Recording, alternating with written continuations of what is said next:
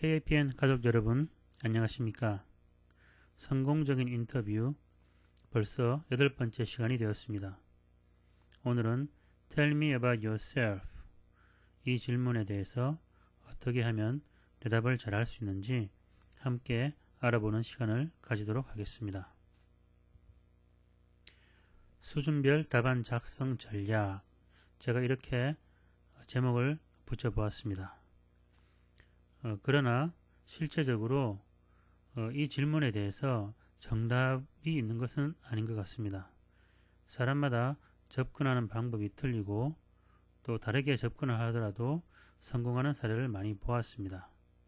단지 이 강의에서는 제가 구직 활동을 하면서 얻은 경험 그리고 리크루팅 하면서 얻은 경험을 살려서 제가 취득한 방법론을 함께 나누고자 합니다. 저번 시간에 말씀드린 것과 같이 이 질문에 대한 줄거리는 그 자합이 요구하는 부분과 내가 가지고 있는 자질이 잘 연결이 되고 매치가 되어서 이 회사에 지원한다. 이 정도로 하면 좋을 것 같습니다. 그러면 왜 수준별로 답안 작성이 틀려야 하는가?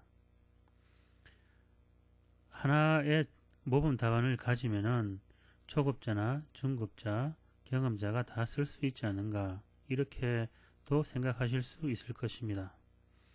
그러나 경험자와 같이 말을 잘 하려고 하다가 보면은 초급자들이 실수하는 경우가 많이 있습니다. 그래서 좋은 답안을 준비해서 실수를 하는 것이 나은지 아니면 초급자에 맞게 자기가 소화할 수 있는 만큼 답안을 만들어서 자신감 있게 발표하는 것이 나은지 그 두 가지에서 트레이드 오프가 있는 것 같습니다. 그래서 그 수준별로 그 목표에 맞게 답안을 작성하는 것이 낫지 않는가 그렇게 생각합니다. 그러면 각 수준별로 어떻게 전략을 세우면 좋은지 한번 알아보겠습니다. 먼저 초급자의 경우, 초급자라 하면은 어떤 분을 말하는가? 영어가 잘 안 된다. 그리고 인터뷰할 때 아주 떨린다. 미국 사람하고 앉기만 해도 벌써 떨리고 무섭다. 그리고 인터뷰할 때 답을 할 때 횡설수설한다. 좋게 시작했는데 나중에 이런저런 예를 들다 보니 말이 길어지고 자기도 무슨 말을 했는지 모르겠다. 이런 분들. 그리고 한두 개 회사를 집중하는 것이 아니고 다양한 회사와 인터뷰 기회를 가지려고 하는 경우 이런 경우를 초급자라고 제가 한번 이름을 붙여보았습니다. 이런 경우에는 목표가 간략하지만 자신감 있게 말한다. 그리고 그때 생각해서 답변하는 임기응변식 답변은 피하는 게 좋다. 자, 이런 목표를 달성하고자 하면은 전략으로는 본인의 경험과 기술에 집중하여 모범 답안을 작성하는 것이 좋다. 이렇게 말씀드릴 수가 있겠습니다. 자, 이 경우는 예를 들자면은 나는 이런 학교를 졸업하고 이런 기술을 배웠으며 인턴 생활에 있어서 이런 경험을 얻었다. 그리고 내가 또 장래 추구하고자 하는 커리어 골은 이런 부분이다. 그래서 당신 회사, 당신 부서에 지원하게 되었다. 이런 식으로 모범 답안을 준비한다면은 다양한 회사와 인터뷰를 하더라도 회사마다 답안을 바꿀 필요가 없이 자신감 있게 말할 수 있지 않은가 싶습니다. 제 경우를 들어보자면 저는 1999년 8월에 미국에 와서 9월부터 학기를 시작하고 10월, 11월에 인턴 준비를 하였습니다. 그래서 1월 달에 벌써 대기업과 인터뷰를 하였습니다. 그래서 미국에 온 지 얼마 안 돼서 영어 실력도 아주 없고 발음도 잘 안 될 때 인터뷰를 한 경험이 있었습니다. 그런 정도라 하면은 초급자라고 할 수 있을 것입니다. 그래서 제가 그때 너무 많이 회사를 공부한다고 나 자신을 간략하게 잘 말하는 부분을 소홀히 한 것 같습니다. 그래서 오히려 인더스트리 공부를 많이 해서 주어진 답변을 맞춘다고 생각하는 것보다는 자기 자신을 잘 표현할 수 있도록 간략하게, 그리고 이런 질문이 나왔을 때 주저없이 확신감 있게 말하는 것이 더 중요하지 않는가, 이렇게 생각합니다. 그리고 이제 중급자로 넘어갑니다. 중급자는 인터뷰 경험이 대여섯 번 내지 10번 정도 있고, 영어가 1년 이상 미국에 계셔서 영어가 말이 조금 되는 것 같고 조금 들리고, 그러나 계속해서 다양한 회사와 인터뷰를 하고 있는 경우를 중급자라고 제가 이름을 붙여보았습니다. 이럴 경우에는 초급자보다는 조금 더 핵심 있는 내용을 자신감 있게 말한다. 그리고 1차 인터뷰를 성공적으로 해서 2차 인터뷰 요청을 받고 싶다. 이렇게 목표를 세우는 것이 좋겠습니다. 이럴 때는 본인의 자질과 함께 왜 상대 회사를 선택하였는지 상황에 따라, 즉 회사에 따라 부서에 따라 약간 답안을 바꿔주는 것이 좋다. 이렇게 말씀드릴 수 있겠습니다. 초급자에서 준비한 그 답안을 그대로 사용하는 것이 좋습니다.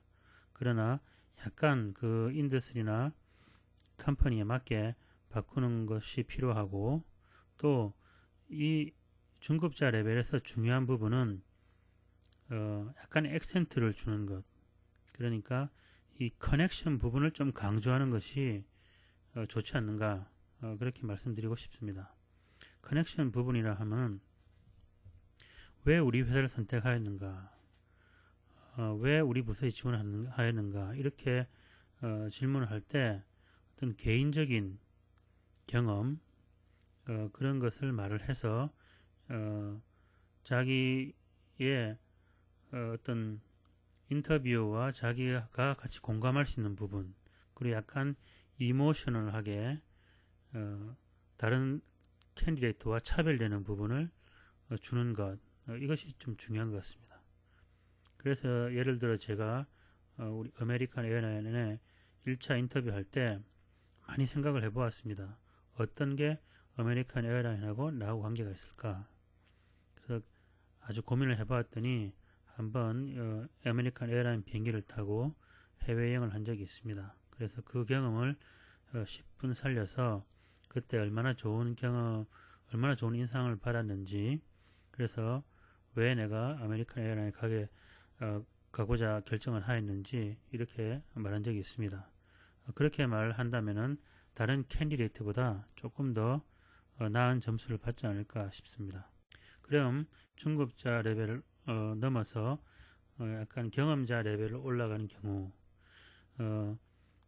이 정도 레벨이 되면은 영어가 어느 정도 되고 2차 인터뷰 요청을 받기도 시작합니다.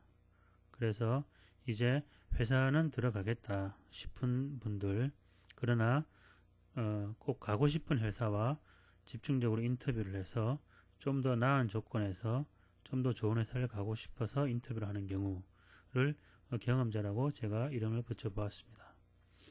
이분들의 목표는 아마 자신에 대해 깊은 인상을 남기도록, 그 다른 캔디데이트와 차별되는 인상을 남기도록 하는 것이 중요하다. 그리고 결과적으로는 오퍼레터를 받고 싶다.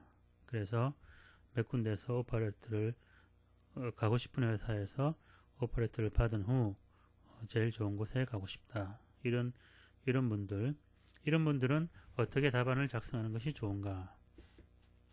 먼저 이분들은 자기 자신의 그 자질과 그 커넥션 되는 부분을 준비를 미리 하였을 것입니다. 이런 분들의 경우는 그 회사와 부서의 챌린지가 무엇인 줄 알고 내가 왜 거기에 적합한 사람인가를 설명하는 것이 좋다. 그래서 이런 나 자신을 먼저 말하는 것보다 회사에 대해서 그 부서에 대해서 공부를 많이 해서 그 인터뷰어의 입장에서 인터뷰어가 무엇을 요구하는지, 인터뷰어가 무엇을 궁금해하는지, 인터뷰어가 현재 회사에서 받는 그런 프로젝트, 챌린지가 무엇인지를 네트워크를 통해서 또 선배들을 통해서 알아서 그걸 미리 준비해서 그 회사에 대해서 먼저 말을 더 많이 하는 것이 좋다. 그래서 결과적으로 내가 어떻게 잘할 수 있는가, 그렇게 말하면 좀 더 좋은 인상을 주지 않을까 싶습니다. 물론 이렇게 말을 하고자 하면은 공부를 많이 해야 됩니다. 그리고 많은 사람을 만나야 되고 시간과 노력을 많이 투자해야 되는 것입니다. 그렇지만 먼저 경험자의 경우는 그 타겟 회사가 있고 이미 구직은 어느 정도 보장이 된 상태이기 때문에 시간이 들더라도 많은 노력이 들더라도 그렇게 준비하는 것이 좋을 것 같습니다. 자, 오늘은 초급자, 중급자, 경험자의 경우 어떤 식으로 인터뷰 질문을 준비하는 것이 좋은지 알아보았습니다. 그럼 다음 시간에는 Tell me about yourself 이외에 어떠한 질문들이 있는지, 그 형식은 어떻게 되는지, 효과적인 대답 방식은 어떤 것들이 있는지 한번 알아보도록 하겠습니다. 여러분 수고 많으셨습니다. 안녕히 계십시오.